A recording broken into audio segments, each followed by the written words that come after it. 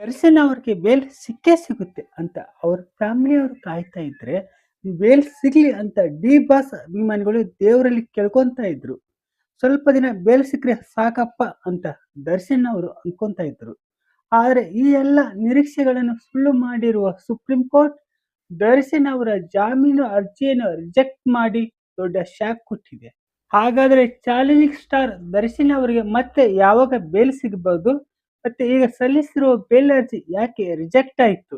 ದರ್ಶನ್ ಅವರ ಮುಂದಿರುವ ಬೇರೆ ಆಯ್ಕೆಗಳೇನು? ಮತ್ತೆ ಕೋರ್ಟ್ ಅಲ್ಲಿ ಏನೇನ್ ನಡೀತು, ಏನೇನಿಲ್ಲ, ಈ ಎಲ್ಲವನ್ನು ಶಾರ್ಟ್ ಕಟ್ ಆಗಿ ಒಂಚೂರು ಡೀಟೇಲ್ ಆಗಿ ನೋಡ್ಕೊಂಡು ಬರೋಣ ಬನ್ನಿ. ತುಂಬಾ ಇಂಟ್ರೆಸ್ಟಿಂಗ್ ಆಗಿರುವ ವಿಡಿಯೋ, ಎಲ್ಲಿಯೂ ಸ್ಕಿಪ್ ಮಾಡದೆ ಕೊನೆವರೆಗೆ ನೋಡಿ. ನೀವಿನ್ನು ನಮ್ಮ ಚಾನೆಲ್ ಸಬ್ಸ್ಕ್ರೈಬ್ ಆಗಿಲ್ಲ ಎಂದಾದರೆ ದಯವಿಟ್ಟು ಈ ಕೂಡಲೇ ಸಬ್ಸ್ಕ್ರೈಬ್ ಆಗಿ, ಪಕ್ಕದಲ್ಲಿ ಕಾಣುವ ಬೆಲ್ ಬಟನ್ ಅನ್ನು ಒತ್ತಿ. ಈ ವಿಡಿಯೋ ನಿಮ್ಗೆ ಇಷ್ಟ ಆದ್ರೆ ಒಂದು ಲೈಕ್ ಕೊಡಿ. ಚಿತ್ರದುರ್ಗದ ರೇಣುಕಾಸ್ವಾಮಿ ಮರ್ಡರ್ ಕೇಸಲ್ಲಿ ವಿಚಾರಣೆಗೆ ಎಂದು ತಮ್ಮ ಅನುಯಾಯಿಗಳ ಜೊತೆ ಪೊಲೀಸ್ ಸ್ಟೇಷನ್ಗೆ ಹೋದ ದರ್ಶನ್ ಅವರು ವಿಚಾರಣೆ ನಂತರ ಜೂನ್ 11, 2024ರಂದು ಹೆಚ್ಚಿನ ವಿಚಾರಣೆಗಾಗಿ ಅರೆಸ್ಟ್ ಆಗ್ತಾರೆ. ಅಲ್ಲಿಂದ ಮುಂದಿನ 131 ದಿನಗಳು ವಿಚಾರಣೆ ಅಧೀನ ಕೈದಿಯಾಗಿ ಪೊಲೀಸ್ ಕಸ್ಟಡಿಯಲ್ಲೇ ಇರ್ತಾರೆ ಮತ್ತು ಅವರ ಸೇಫ್ಟಿಗಾಗಿ ಹಾಗೂ ಇನ್ನಿತರ ಕಾರಣಗಳಿಗಾಗಿ ಬೇರೆ ಬೇರೆ ಜೈಲಿಗೆ ಅವರನ್ನು ಸ್ಥಳಾಂತರ ಕೂಡ ಮಾಡಲಾಗುತ್ತೆ. ಡಿ ಬಾಸ್ ದರ್ಶನ್ ಅವರಿಗೆ ಆಗಾಗ ಆರೋಗ್ಯ ಸಮಸ್ಯೆಗಳು ಆಗುತ್ತಿದ್ದ ಕಾರಣ ಕರ್ನಾಟಕ ಹೈಕೋರ್ಟ್ದಿಂದ ಡಿಸೆಂಬರ್ 13, 2024ರಂದು ವೈದ್ಯಕೀಯ ನೆರವು ಪಡೆದು ಸುಧಾರಿಸಿಕೊಳ್ಳಲು ಜಾಮೀನು ನೀಡಲಾಗುತ್ತೆ. ಇದೇ ಸಮಯದಲ್ಲಿ ಅರ್ಧಕ್ಕೆ ನಿಂತಿದ್ದ ಅವರ ಸಿನಿಮಾ ದ ಡೆವಿಲ್ ಮೂವಿಯ ಶೂಟಿಂಗ್ ಕೂಡ ಕಂಪ್ಲೀಟ್ ಮಾಡಿಕೊಡ್ತಾರೆ. ಮೂವಿ ಶೂಟಿಂಗ್ ತರಾತುರಿಯಲ್ಲೇ ನಡೆಯುತ್ತೆ.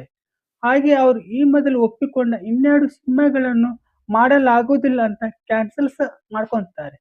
6 ವಾರಗಳ ಸಿಕ್ಕ ಈ ಬೇಲ್ ಅವಧಿಯನ್ನು ದರ್ಶನ್ ಅವರು ತುಂಬಾ ಚೆನ್ನಾಗಿ ಉಪಯೋಗಿಸಿಕೊಂಡು ತುಂಬಾ ಆಕ್ಟಿವ್ ಆಗಿರ್ತಾರೆ.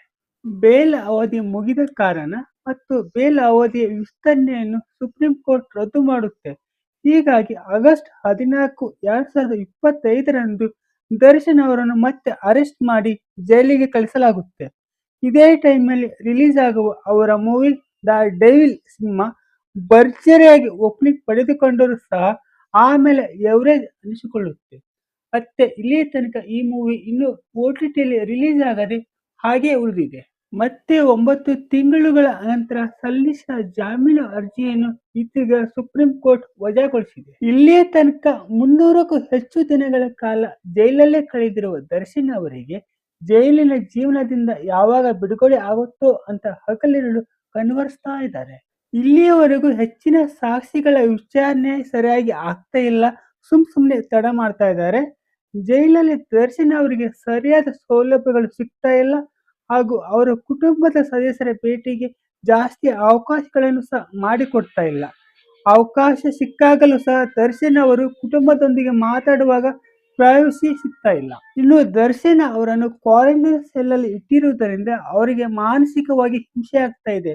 ಜೊತೆಗೆ ಸಹ ಕೈದಿಗಳಿಂದ ಸಹ ಆಗಾಗ ಕಿರುಕುಳವನ್ನು ಸಹ ಅವರು ಎದುರಿಸ್ತಾ ಇದ್ದಾರೆ. ಜೊತೆಗೆ ಆಗಾಗ ಆರೋಗ್ಯದ ಸಮಸ್ಯೆಗಳು ಸಹ ಆಗ್ತಾ ಇತ್ತು. ಈ ಎಲ್ಲ ಕಾರಣಗಳಿಗಾಗಿ ದರ್ಶನ್ ಅವರಿಗೆ ಬೇಲ್ ಕೊಡಬೇಕು ಅಂತ ದರ್ಶನ್ ಅವರ ಪರವಾಗಿ ಫೇಮಸ್ ಅಡ್ವೊಕೇಟ್ ಮುಕುಲ್ ರೋಹ್ಟಗಿ ಅವರು ವಾದ ಮಾಡ್ತಾರೆ. ಇದನ್ನು ಅಷ್ಟೇ ಸಮರ್ಥವಾಗಿ ಡಿಫೆಂಡ್ ಮಾಡುವ ಪಬ್ಲಿಕ್ ಪ್ರಾಸಿಕ್ಯೂಟರ್ ಸಹ ಪ್ರತಿವಾದ ಮಾಡ್ತಾರೆ. ಈ ಎಲ್ಲವನ್ನು ಗಮನಿಸಿದ ಸುಪ್ರೀಂ ಕೋರ್ಟ್ ಮುಂದಿನ 1 ವರ್ಷದವರೆಗೂ ಜಾಮೀನು ನಿರಾಕರಿಸಿ ಆದೇಶ ಹೊರಡಿಸಿದೆ. ಆ ಅವಧಿಯಲ್ಲಿ ಸಾಕ್ಷಿಗಳ ವಿಚಾರಣೆ ಸರಿಯಾಗಿ ಆಗದೇ ಇದ್ದಲ್ಲಿ ವಿಚಾರಣಾ ನ್ಯಾಯಾಲಯದಲ್ಲೇ ಜಾಮೀನು ಅರ್ಜಿ ಸಲ್ಲಿಸಿ ಅಂತ ಹೇಳಿರುವ ಸುಪ್ರೀಂ ಕೋರ್ಟ್, ಕಾನೂನಿನ ಚೌಕಟ್ಟಿನೊಳಗೆ ಬೇರೆ ಕೈದಿಗಳಿಗೆ ನೀಡಿರುವ ಎಲ್ಲ ಸವಲತ್ತುಗಳನ್ನು, ಮೂಲಭೂತ ಸೌಕರ್ಯಗಳನ್ನು ಹಾಗೂ ವೈದ್ಯಕೀಯ ಸೇವೆಗಳನ್ನು ಸೂಕ್ತ ರೀತಿಯಲ್ಲಿ ಕೊಡಿ ಅಂತ ನಿರ್ದೇಶನ ಮಾಡಿದೆ. ಹೀಗಾಗಿ ಚಾಲೆಂಜಿಂಗ್ ಸ್ಟಾರ್ ದರ್ಶನ್ ಅವರಿಗೆ ಈಗ ಬೇರೆ ಆಯ್ಕೆ ಇಲ್ಲದೆ ಜೈಲಲ್ಲೇ ಇರುವುದು ಅನಿವಾರ್ಯವಾಗಿದೆ.